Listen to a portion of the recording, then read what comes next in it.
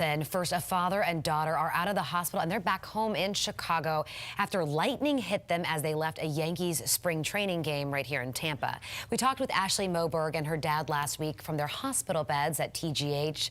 They were hit as they went to their car in the parking lot of Ray J. And now, a week later, Ashley spoke to us from her home in Chicago. Her dad actually went back to work today, and she says they're still sore, but mostly it's remembering that moment, especially when it's raining, that's terrifying.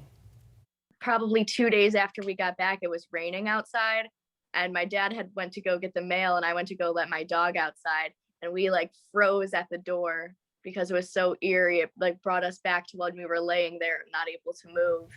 When they got home, they had a surprise from the Yankees. They sent them the signed ball from the team, as well as an invitation to a game next month against the Chicago White Sox.